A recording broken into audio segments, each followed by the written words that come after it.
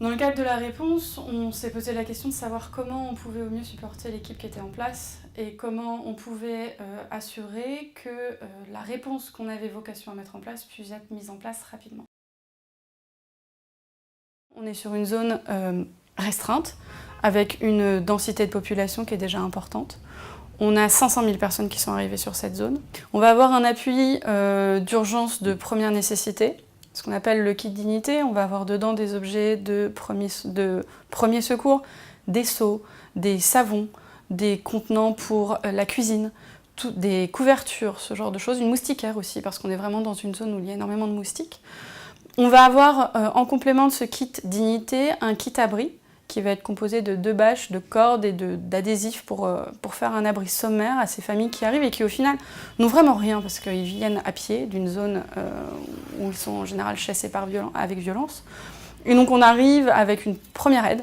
Ça peut paraître dérisoire quand on voit l'habitat qu'on a en Europe, mais c'est vraiment pour nous l'amorce d'une réponse en urgence. En complément de ces kits qu'on distribue à chaque ménage bénéficiaire de notre réponse, on va mettre en place des infrastructures d'urgence, des latrines, donc des toilettes. Il est prévu que dans le cadre de la réponse, on en fasse 6 000. On envisage de couvrir 50 personnes par latrine, ça fait quand même une réponse d'une assez grande ampleur pour une activité qu'on identifie comme clé avec les risques d'épidémie qu'il y a avec une telle concentration de population sur une zone aussi réduite.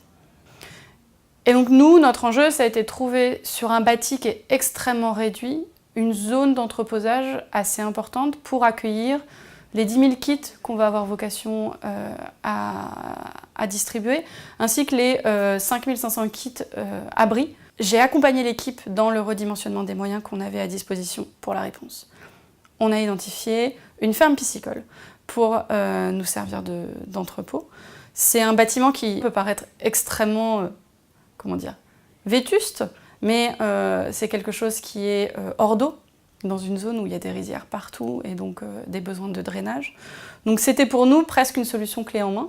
On a sécurisé ce stockage pour pouvoir derrière lancer les achats et lancer aussi les partenariats avec les agences des Nations Unies qui sont présentes sur zone et qui peuvent nous mettre à disposition des dons en nature. Maintenant, il s'agit de sécuriser tout ce qui va être ce qu'on appelle le pipeline d'approvisionnement. On en a une partie qui va venir de Dubaï, on a un stock prépositionné. On a pu bénéficier d'un vol gratuit en nature pour nous permettre de lancer une première vague d'opérations.